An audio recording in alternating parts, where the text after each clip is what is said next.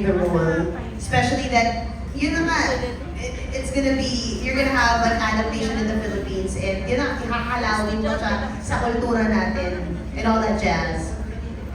I wouldn't say, hindi naman controversial, pero when I first heard about the project, and I've seen the project before when I was back in college, I would see clips of the movie. And so when I first heard about it, hindi naman controversial, but more so it's a great story. And it's such an honor and a blessing to be doing this project. That's nice. Alright. So no apprehensions whatsoever or kinabahan ka ba na parang ang laki ng role, di ba? Of course, I'm nervous kasi it's a big role, pero of course, at the end of the day, I'm super game to take the risk as long as I give my best, try my best, and I don't ever want to take this for granted. So if anything, I'm really honored and my heart's filled with so much gratitude. What were your preparations? Madami. Starting with the script work, acting workshops, understanding the character, studying the films and the series. Yeah.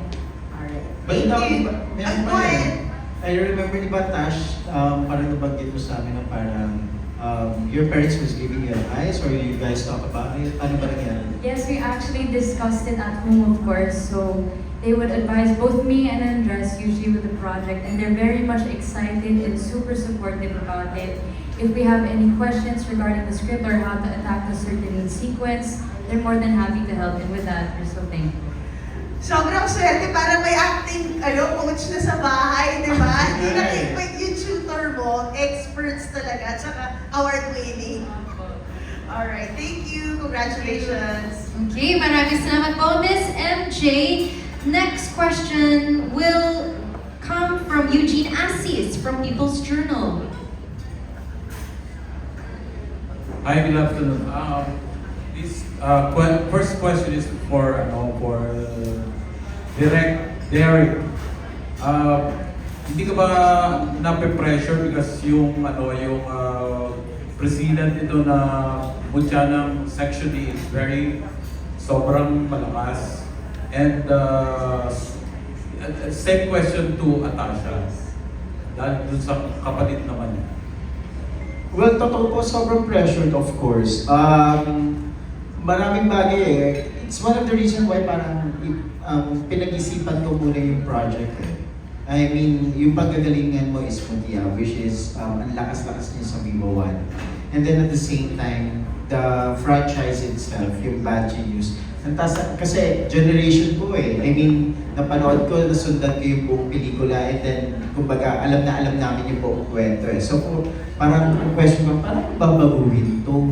Paano mo i-elevate yung buong serye? Eh, meron ng sinet na standard, parang hindi ka makakababa na doon. So, yun. I mean, malaking factor yun. Tapos na syempre, parang inisip ko, sino katrabaho nito? Sino artista nito? Sinong casting nito? So, ang daming question na naglalaro sa isip ko lang. And at the same time, nung present na sa akin yung cast and then nung book material na nung nag-yes na ako, I'm grateful na kinonsider ako dito ng Viva for this project. We did a lot of research. Ako personally parang nandun yung kaba at the same time yung takot na parang mapapantay mo ba yung series na lumabas. And then at the same time yung film. But it's a big challenge. And I love challenges na parang paano ko siya babaguhin, anong bagong timpla, anong flavor, kung idadagdag mo. And then I was hoping also na later on that it will help also na na mag-generate pa ng more viewers for Vivo One ng buong franchise ng Bad Genius.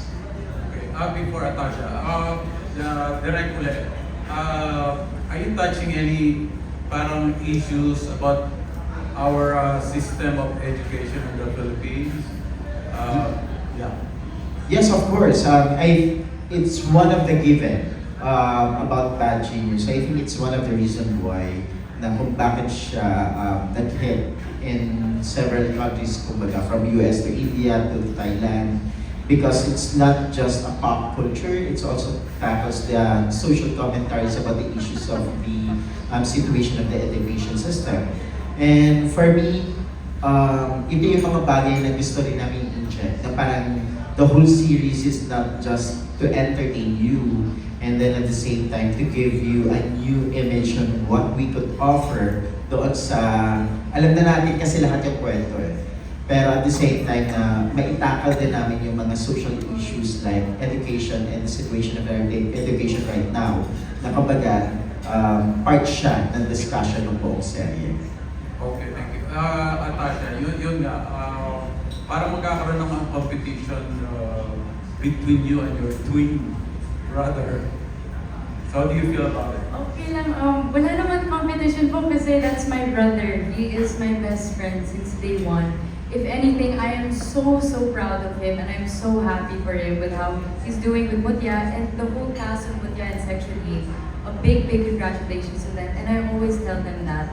So in terms of competition or pressure when it comes to my family, wala po ganun. Wala. Support lang. Support at love. Okay, thank you very much. Thank you po. Maraming salamat po. Ngayon naman, pakinggan natin from ABS-CBN, we have Ana Cerezo. Hello! Congratulations. Yung first question ko kay Direk, besides na diba we're tackling yung mga issues ng education dito, ano pa yung mga tema na nagagawin itong very Pinoy? Saka diba you're translating it from a movie to a series, parang ano ba yung magiging purpose nito na series siya, mas develop ba yung characters para naman yung kanina? For one thing, if you remember the movie, just tackles the each character nung apat. Hindi nga sila ganong nag-involve doon sa, or hindi nga sila to go deep about each character eh. Parang it's about the mechanics and about how the heist happened at kung paano may ginawa. I'm so proud of Viva for this one because their directives are different na kumbaga is we have to bring it in a Filipino audience, in a Filipino flavor. So, of course, we are family-oriented, diba? So parang doon sa part na yun, pinuksan namin yung series to explore each personality of each character. Na kung sino ba sila outside the school.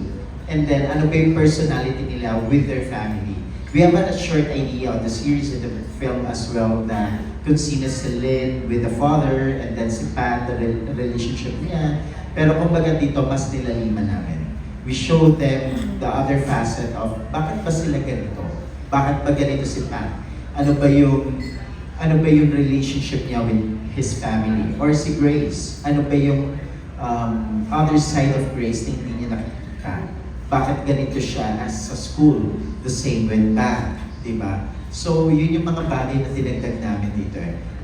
At the same time, tayo dito, inad din namin yan siguro, I would say, yung personality nila sa school na hindi pa nakikita. Ang dami nilang kailangan abangan. For example, for the character of Natasha, for Lynn, and then also kay Pam. Ang daming, di ba, if you remember the series, hindi mo alam and the movie as well. Meron bang something sa kanila or wala dito? Yun, isa yung mga bagay na abangan nila. Of course, si Gab and at the same time si Haya, yung gano'ng mga bagay. Thank you, Direk. For Gab and Haya naman, di ba meron kayo before ng series rin na set in a school setting, right? So dito ba, meron pa rin bang killing factor? Direk. And paano naman kayo, if meron, paano naman yung pakilig nyo dito? Level up na ba? How much can we share without spoiling? I would say, of course, it's given now. Our characters are already together to show. I would say, though, the difference is that our characters have a very much different relationship dynamic as Elise and Sandy. So that's just something that you'll have to, watch out for, look forward to. But yeah, there will be some killing factors in The meron. Yeah, like what Direk said, yung si Pat kasi malalim rin siya na tao compared sa sa Chasing in the Wild, which is Semi, and parang 360 talaga yung pinagkaiba nila. So, it's really like different character yung mabibigay ng situation here kasi, and it's basically not pangpakilig yung yung story. It's all about heist. So, pero syempre, meron pa rin si Pat and Grace ng mga ganun na kilig scenes. Thank you, thank you. Just to add lang dun sa character nila, ibang maturity yung level, yung romance nila dito na kailangan niya mawalan. So yun. Thank you. Okay, more mature na high-gab ang abangan natin. Maraming salamat po. Anna, moving on to the Inquirer, Hannah Mayorka. Hi, Natasha. First of all, congratulations and congratulations to everyone. So, we all know how Chu Timon was really great in portraying Lin. So, how will you set yourself apart from this in your portrayal? And paano namin mararamdaman na this is also who Natasha is as an actress? I think what sets this apart from me is that this project is actually going to be showing a very different side of me that I can guarantee. Because what most people are used to seeing is usually that very jolly, flamboyant, very positive, Tosh. Now we're going towards something a little bit more serious. Tackling real life battles, real life things we go through. So, follow-up question ko lang sa cast. So, since na-mention nga that it will talk about real-life issues among students, siguro can you give like a patikim anong real-life issue yung iko-cover ng character niyo sa series? I would say for my character, one of the biggest issues that she deals with, without spoiling of course, she's very challenged by her morals, her moral dilemmas, and the consequences of her actions. For me, kay Pat siguro yung relationship niya with his dad. Kasi he's the successor, so yung mga hinanakit niya, tsaka yung mga bubog niya towards his relationship with his dad, yun yung pinaka-challenge sa kanya. Nerves. Siguro yung sa akin my family would tackle more about financial problems. And syempre, yung struggle din with having a single parent, kung paano yung dynamics ng relationship namin ng parent ko. So, yeah, yun siguro doon kayo mag-linger towards our story. So, kay Direk naman, so I'm sure you work with them a lot of times na rin through the production. So, what makes them the perfect people to portray their characters? All four of them. Pilyo tong apat na to.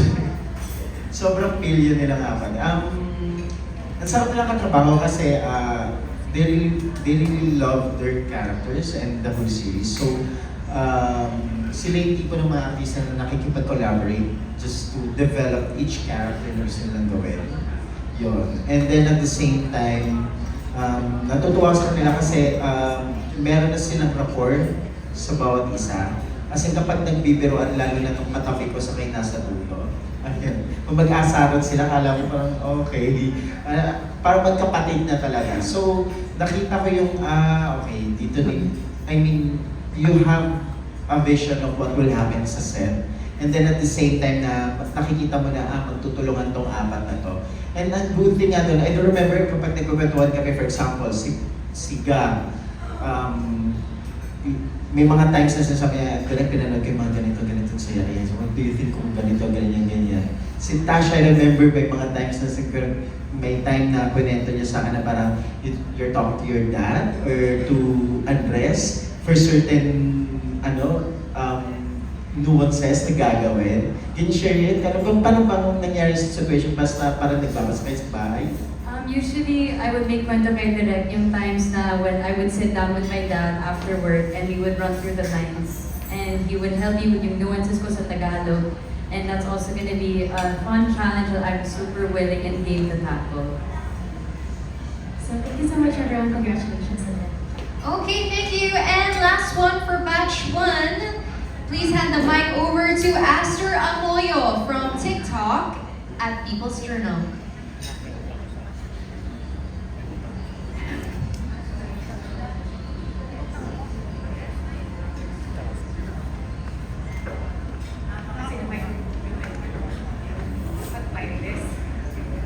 Reklamo mo.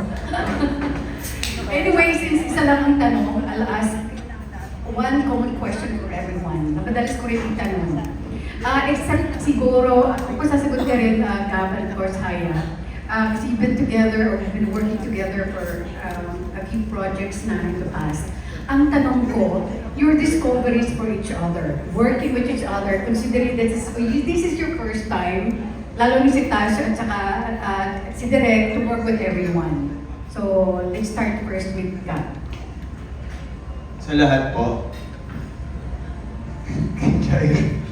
Wait, kay Direk, yeah, I discovered na yung mga favorite horror movies ko, siya pala yung nag-direct. Larila, one of the scariest horror movies that I've seen, and he's, you know, we always talk about the character of Bat, kung ano yung pwede namin, you know, ibahin, hindi i-copy-paste for the past Bad Genius, a movie and series, so we want to give him a different, you know, like, personality na pwede namin ipakita, and I really appreciate him because he told us na I want to see you guys after ng show na to maging character actor, parang hindi lang ito lang mabibigay niya. I want you guys to see like na meron pala kayong different na mabibigay as an actor, and I really appreciate him that when we were doing workshop.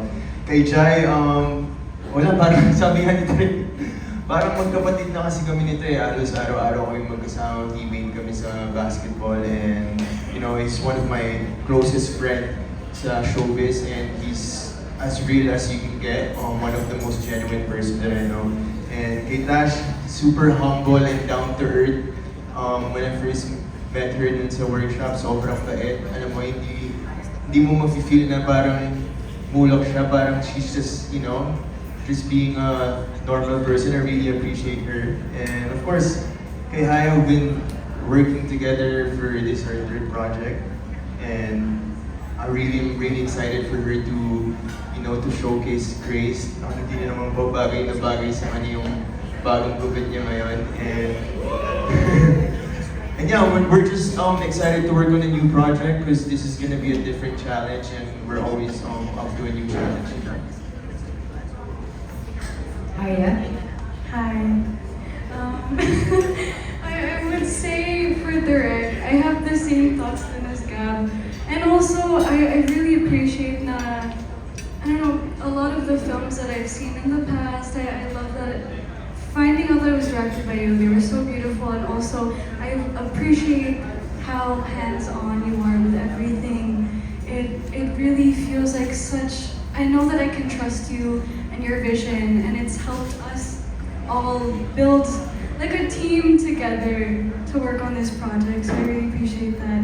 And with Kuya, sorry, nasanay ako from Sitaw.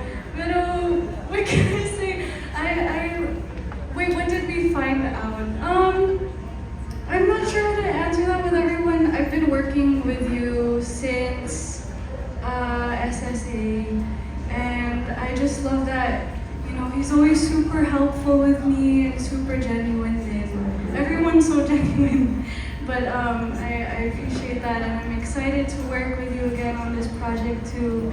And then with Natasha, oh girl, I have so much love for you already. Like, she's so cool, she is very down to earth, and I appreciate how much she's been there for me, even though we've only, you know, started working together, and I feel like we've connected in some way. So, yeah, and then with Gab, of course, you didn't get a new haircut, so I can't say anything about that. But, I'm really looking forward to working on this project with you, and I also know that you're gonna kill it. And he's super hardworking, he's very motivated, so I'm already proud of you. And yeah, you know. Ash? Yung discovery ko po, copy and paste sa lahat, sabi nila. Pero to summarize it, working with this group of actors, the Gab, Haya, Jai, and Direct, of course, pero mamaya yan, Direct. Sila muna. Working with them three has been such a great experience because ito ba yung first project, and of course, I'm coming into it very nervous and wanting to learn. And they've been nothing but so kind. They made me feel so welcome, and it kind of feels like parang I've been working with them already. It was that sense of family, and they're such grounded, humble artists. And I'm so excited for you, all of you guys, to see what they're gonna provide in this project. Pero as for Direct, yung discovery ko kay Direct, grabe, sobrang masipag. I see the work that he puts in, his attention to detail, and he really makes sure to guide all of us and make sure that we're ready the day of shooting, which is gonna be next week. Thank you, Direk. Thank you so much, talaga, for always making sure that we can rely on you and just lean on you. Thank you. Yeah, kay Gab, Discovery. Hindi. Siyempre tagal na rin namin magkasama ni Gab. Like, before the series, magkasama na kami with the basketball game. So, no new discoveries. Siguro meron is that, hindi lang ako. Lahat tayo mag-discover yung different side of Gab this time. No? We're doing Chasing in the Wild, doing other projects. And this time, a different Gab siguro mapapanood natin dito. Also with Haya, this is her third project. No, makikita natin yung differences from Sitaw and then yung ginawa nila. And so far, wala naman new discoveries with the both of them kasi like we're still doing Avenues of the Diamonds ngayon, which is yung book 4 ng University series. So, magkakasama naman kami. With Tash, sobrang nagulat ako that she's really down to earth. She's really humble. And sobrang grabe siya mag-work hard. She's really into this series. She works everything sa character niya. Like, sa workshop, may sinabi, susunod na araw, na-apply niya na. So, grabe, sobrang hands down ako kay Tash doon. She really loves what she's doing. And syempre kay Direk, same with Gab. Isa sa mga reason na napanood ko ng horror was yung Malyari. I didn't know na siya pala yung gumawa nun. It was really nice. And excited ako kasi si Direk very collaborative. Very detailed siya. So, anong gusto niyang mangyari sa characters. And sobrang grateful ako for that dahil at least alam ko kung saan ako papunta. Alam ko kung ano yung mga dapat at hindi ko dapat gawin. And excited ako kasi syempre hindi to horror. So excited ako kung ano yung magiging outcome ng collaboration namin lahat. And especially working with them. Correct?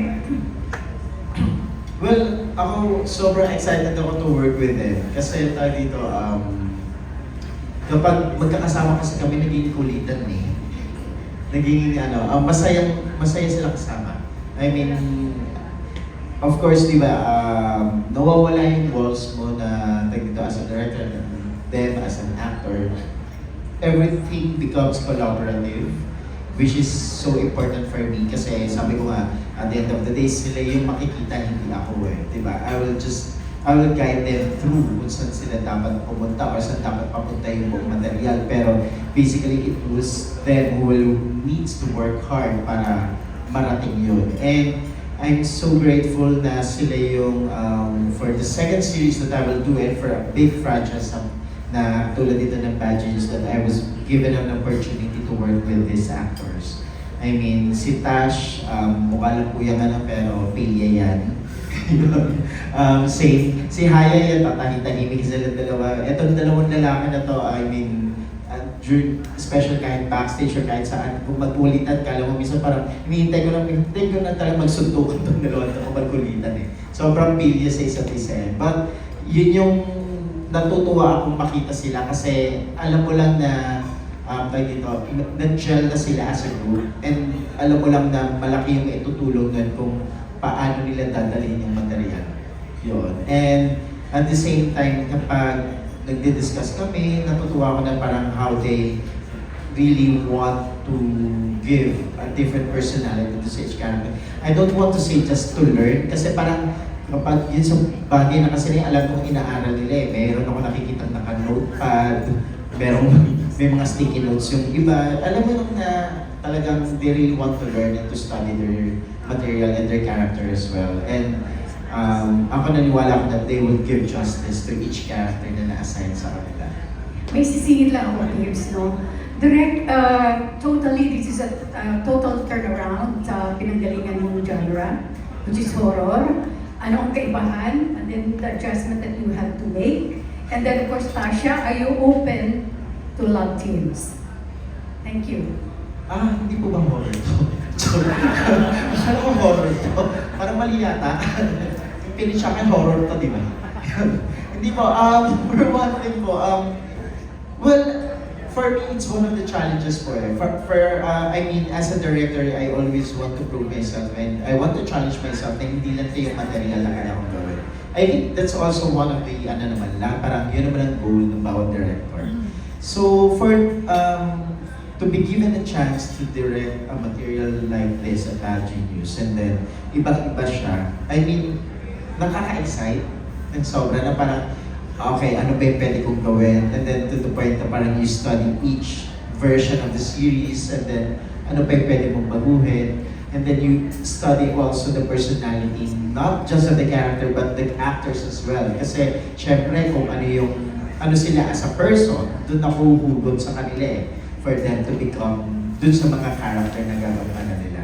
And for me, yun yung mga exciting part for this. And I remember that we have a lot of discussions on how we're going to change yung buong series of what the other franchise already offer, yung other versions niya, na parang saan pa natin ito dadalhin? I mean, alam na natin lahat kung paano mangyayari yung heist from school hanggang sa naging national level. So parang ano ba yung pwede pa natin baguhin? So yun yung mga bagay na parang dinagdag namin sa material. Parang the relationship of Haika, for example, ni Pat at ni Hyacinth, yung dito, anong level na ba sila from this series na ginawa nila before? Okay, baka pwede natin iangat sa ganitong klase na ng relationship meron sila.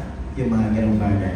And then also for Tash, kasi for Tash, ang hirap ng character ni Lynn. I do remember parang, di ba may discussion tayo na parang the first time that we discussed is parang pinag-usapan natin kung paano yung pwedeng gawin sa character. And then one thing that I really love for Natasha noong time na yan, she was so open. Parang naalala ko pati buhok, pinag-usapan namin parang gawin yung buhok mo, yung pwede mong ganito, ano bang pwede mong damit, lahat. Pati makeup niya, pati tingin niya, yun yung mga ganun bagay. If you remember kanina, ito, yung piniplay namin, the look test, dito, as in, inaral namin, sige, paano pwedeng baguhin yung tsura dito ni Tasha? Or paano ba yung tsura dito ni Gab? Yung mga ganun. Ito po, wala po ito sa aking pusa lang to. But anyway, so yun, inaral talaga namin. And then even the staff, the costume design, the production design, each color and each palette that we used, we made sure that there's a meaning about it. We're not just gonna show you a visual na parang, ito yung nakikita namin. No. We have each color and design na parang unique for each character. Para hindi nyo man ma-verbalize ng viewers kung ano yun, mararamdaman nila kung ano yung gusto namin